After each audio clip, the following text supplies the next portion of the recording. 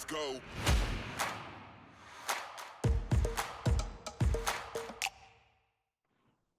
Hello, everyone, and welcome to Zephyr's Adjusted for Risk podcast from the shores of Lake Tahoe.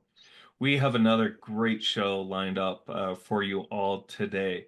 Bitcoin it has been on has had a very interesting start to 2025. While cryptocurrencies have gained more acceptance as an asset class. Well, I have on the perfect guest to talk about cryptocurrencies as an asset class and what it means for asset allocations, and also talk about the recent performance of Bitcoin, which has been quite the roller coaster, but our guest has some great takes on that performance and price movements. But first, today's episode is sponsored by the award-winning Zephyr, which helps investment professionals make more informed investment decisions. All right, enough from me. Let's go ahead and get started. You know, I'd like to give a warm welcome to Martin Leinweber. Martin is the Director, Digital Asset Research and Strategy at MarketVector Indexes and author of the book titled Mastering Crypto Assets. Martin is coming to us all the way from Frankfurt. Martin, I think you are obviously the furthest away guest from me that we've ever had, and the first guest from Germany. So awesome. Great. Thank you so much for coming on the show. It's an honor to have you on, especially this late at night for you. You should be having a cocktail somewhere. Um, but Exactly. No, can thank you very much, Ryan. It's a pleasure. yeah, can you please tell us a little bit more about yourself and market vector indexes?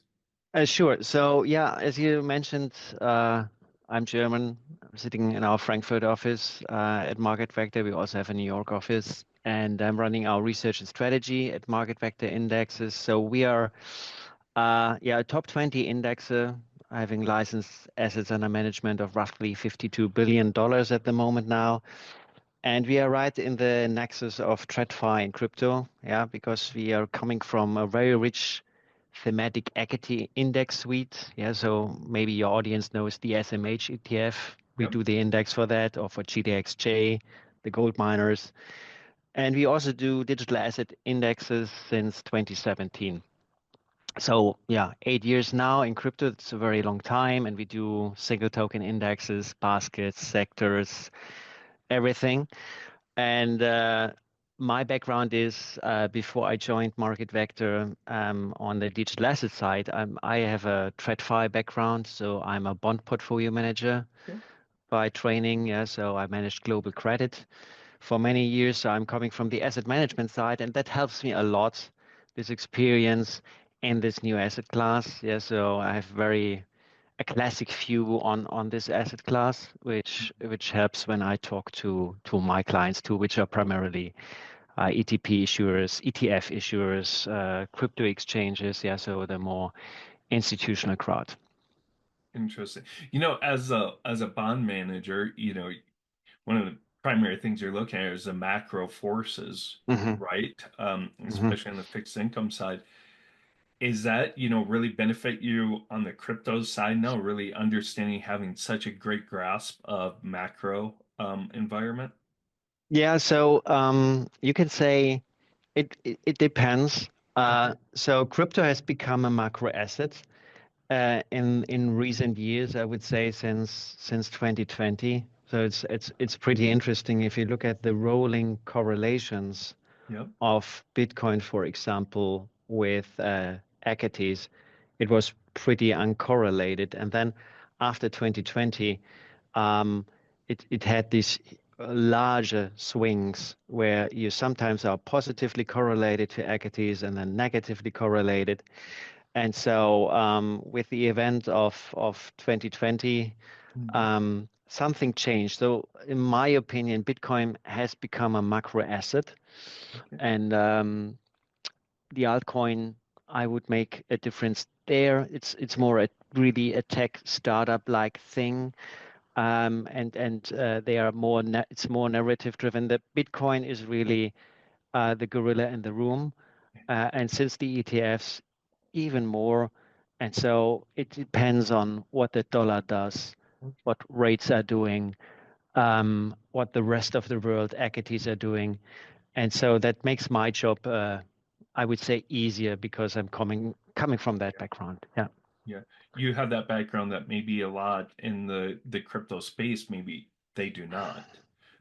So would you say, since 2020, you said something kind of flipped there. Is the since 2020 and the way crypto, Bitcoin is behaving and, more uncorrelated, is this kind of how they envisioned it 10, 20 years ago on the behavior of Bitcoin? And now it's kind of behaving like it should, per se? Yeah, so that's a good point. I would say since 2020, we had some increasing correlations with the stock market. Now you have this, I mean, you heard it a lot of times that Bitcoin is Nasdaq on steroids, right? And sometimes you have that. I always look at rolling correlations. Yeah, correlations are passing. That's important because people are thinking it's set in stone, right? Bonds are always negatively correlated to stocks. We learned that this year also the hard way. They aren't, right, anymore. But I think this year and also maybe 2023, we had a short period where you had this banking crisis with Silicon Valley Bank and Signature, Yeah. where Bitcoin was a hedge. And now after Liberation Day, you also saw that Bitcoin was much more closely correlated to gold and Okay. did outperform NASDAQ and the MAX 7, right?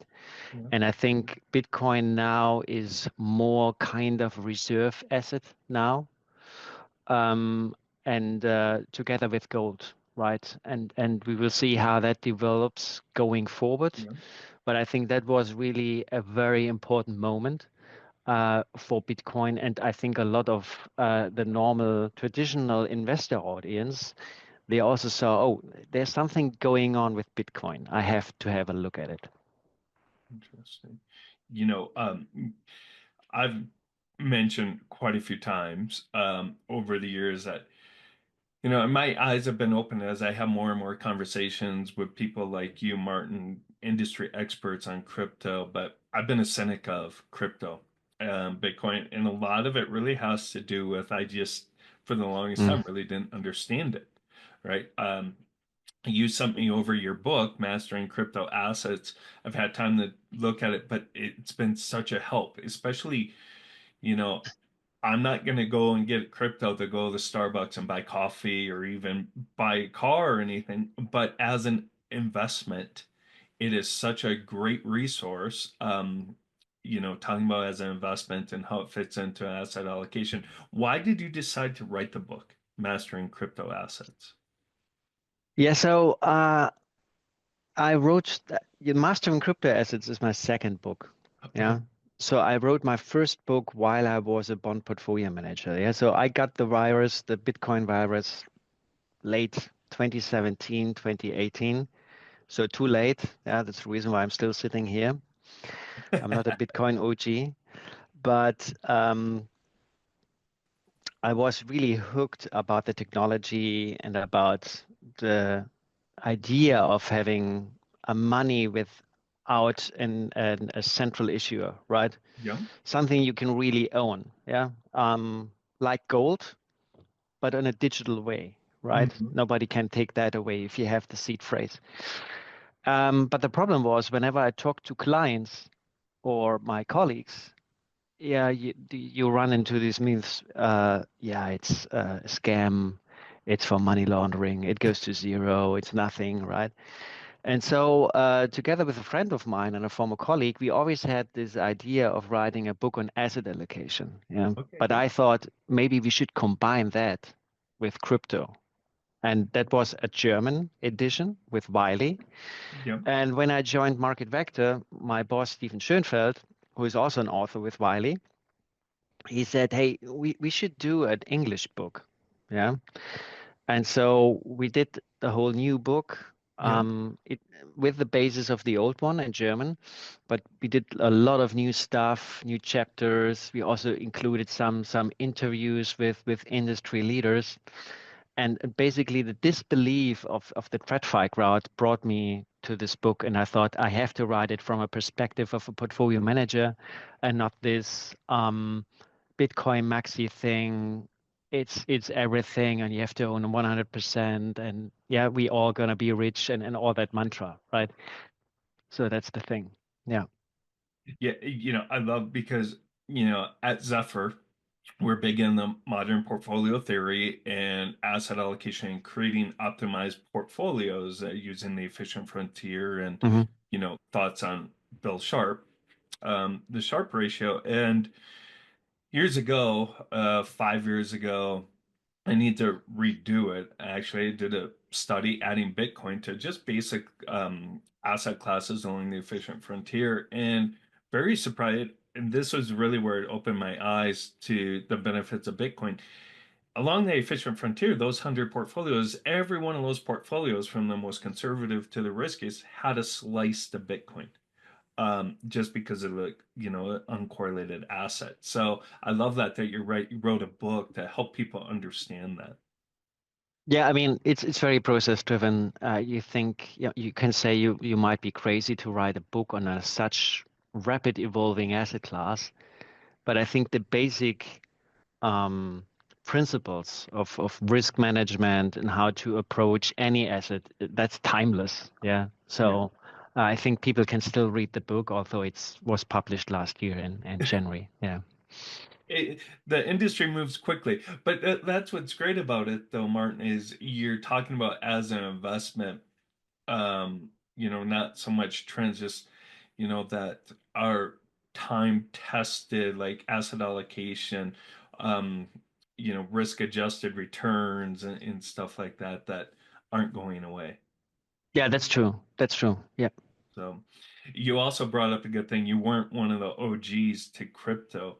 In your book, I love that you guys you included a quote from Warren Buffett, and I can't remember it right offhand. I, wrote it down, but I can't find it. About really, there's two great times to invest. If you missed it before, then tomorrow's the best time to invest. I miss crypto. I often think, now it's over $100,000 Mm. Bitcoin. I missed it. And then, I missed my opportunity a year ago, 2 years ago, whenever. And then I read that quote and was like, maybe it's not too late. If Warren Buffett says invest tomorrow if you missed it before. Uh, Yes. so, So no, it's definitely, I think, not too late.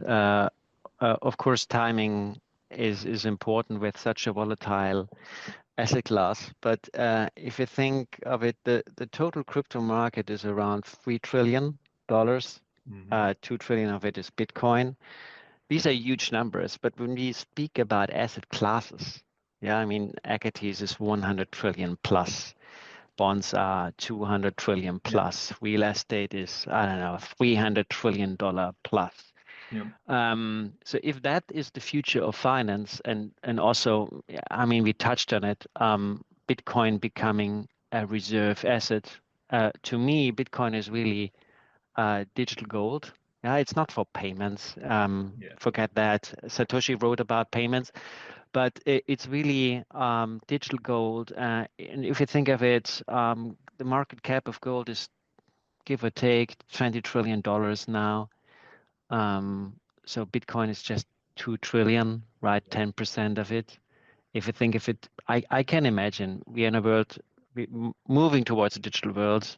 Maybe it's half as large as gold.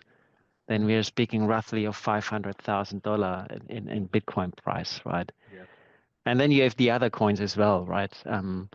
So it's definitely not too late. yeah. No, that's why I keep thinking to myself. Um, my One of the issues I have and I struggle with is it's just, a different asset class, right? Valuing crypto assets is completely, new. It's not like you're valuing a publicly traded company. There's no cash flow, there's no dividends. Those traditional valuation measures of private companies, you just don't have it with crypto. How do you value something that doesn't have your traditional valuation measures? So the attributes you mentioned, they are really for Bitcoin. Yeah. So Bitcoin has no cash flow, right? You pay a fee, but that everything goes to the miners, right? And not to the Bitcoin holder. And so in our book, we write, for example, of Metcalfe's law, so network effects, right? Which means the value of a network grows proportionally to the square of its users. As it applied to Bitcoin, it means the value increases exponentially with the wallet growth, with the user growth. And if you correlate, for example, Bitcoin addresses with the price over time, it's pretty strong. But Okay. I think it's also hard to get for the average investor. Yeah, so that's the reason why I use the gold, the digital gold narrative. Okay. Yeah. And you have also the same problem for valuing gold. But a lot of other tokens produce cash flows. That's what people don't know. Yeah, for example, you have heard of Ethereum, for example. Yep. That's the smart contract chain. Yeah, so the decentralized computer. Think of the iOS, and you have some apps on the iOS. Ethereum is like the iOS, and you have decentralized applications on top of that. And whenever you transact on this chain, you have to pay a fee. And in addition to that, you can also lock up your ETH, secure the chain, and get something in reward. Okay. Uh, to give you a simple example, I think everybody knows exchanges. Yep. There are also decentralized exchanges like Uniswap.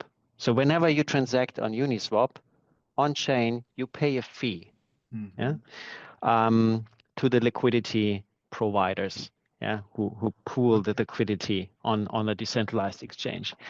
The problem is, as of now, that these tokens don't distribute the fee to the token holder because of regulation. Yeah, we have this.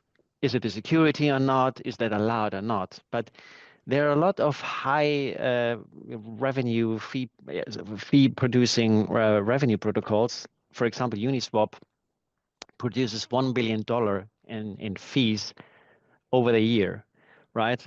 Yeah. And I think if we get better regulation, if we get your market structure bill, then maybe they can also distribute the fee to the token holder. And as soon as you have that, um, Okay. you can also evaluate that. Yeah, you can calculate a price to fee ratio, similar to a price to sales ratio. And and that should be easy for TradFi, yeah, because we can do DCF, we can do this relative valuation with this different price to fee ratios, etc. So what you described is really more unique to Okay. to Bitcoin. Interesting. Well, I'm glad you brought up, the altcoins. There's Bitcoin, Ethereum, all these other coins. And my question is, so if I'm a financial advisor and I want to incorporate, crypto into a client portfolio, how do you decide what coin to use? Is it Bitcoin, Ethereum? Mhm. Is there maybe a different way that like ETF that is a basket of all coins? Where do you start and how do you decide? For me, it's like trying to decide between, ETF one, ETF two, or mutual fund one, mutual fund two. Like, where do you go? Yeah, so it's a good question and a very important one because not every coin is similar to Bitcoin or tries to be Bitcoin, right? And I think Bitcoin is really the gorilla in the room. And in the crypto world, the least risky coin. So that would always be my basis investment. And then I would do the whole education. It's important that you understand Yeah. as an RIA or as a client what kind of investments you are doing. Yeah, because we have millions of tokens out there. You have the meme coins. You have different sectors. Yeah, you have DeFi. You have AI token. All that stuff, right? Um, so in the US, you have Bitcoin and Ethereum. Yeah, Bitcoin is this reserve asset store of value. Ethereum, as I mentioned, is this decentralized computer. So you have just those two. Um, we added it, for example, and we have a model index called Top Model where we added Bitcoin and Ethereum to a 60 global 60/40 portfolio so that people can see the impact of what you do if you add 5% crypto. And so the sizing is also important. I would say 1%, start with 1%, 5% if you are more open and risk seeking. But in Europe, for example, we also have the baskets, yeah, top 10 baskets, top 20. So very recently or last year we did with Coinbase together the Coin 50, which is just available outside the US as a swap, perpetual swap at the moment. But I assume, again, if you get your market structure bill, that soon also baskets will be possible. And then you allocate to crypto similar to stocks when you buy the S&P 500, right? And I think that's the easiest way, and you don't have a headache of selecting the right token because it's still a very high speculative asset class. Don't Mm. forget that. Yeah, Bitcoin is still volatile, and the other altcoins are a multiple of that. And so, to me, it makes sense just to capture the crypto market return, Yeah. and then you can always do the deep dive. Yeah, if you are doing a lot of research, do your active allocation. I have no problem with that. But you have Bitcoin, Ethereum now. I would always do a higher weight towards Bitcoin and then a small allocation towards Ethereum. Yeah. Yeah, I'm glad you brought that up because um, for me, I think that would be the best way for me to gain exposure to crypto in my portfolio would be to do a basket whenever Hmm. that, I'm not smart enough to try and figure out all the different coins that are out there and what would be best for. I'd probably end up just going with Bitcoin, but there's benefits to each one, right? So, um, looking forward to that. You mentioned the top model piece, right? That is Ethereum and Bitcoin and the Hmm. impact it has on investment portfolios. Can you tell us more about that and maybe, what was your findings there and how it impacts investment portfolios and that asset allocation? Yeah, I mean, you mentioned it at the beginning. It's eye-catching if you add crypto, what it does to your portfolio. And I have to refer to my interview with Peter Brandt, who is a chartist, yeah, a very well-known trader. Hmm. And he told me that he never saw in his 40 or 50-year career a chart with four parabolas Yep. on a log scale, right? You see it sometimes in a linear scale, but not on a log scale. Yeah. So you have really this explosive upside, but you also have this huge volatility, right? Which is frightening to a lot of Yep. investors. Yeah. So we really started small. So we did a global allocation because everybody has a high home bias towards their home stocks. Yeah, in the US, you have a lot of US stocks, but I think you should really diversify out, Yep. especially after the tariff debacle. Yeah. And then the question is, do you add 1% crypto, 5% crypto, 10% crypto? Yep. And the interesting thing is, if you start allocating to Bitcoin and also ETH, yeah, let's say crypto, the low correlation is beneficial to your risk reward, meaning your return increases a lot, but your volatility not and drawdown not that much, right? Hmm. But it starts, I would say, if you allocate more and more, the relationship becomes linear.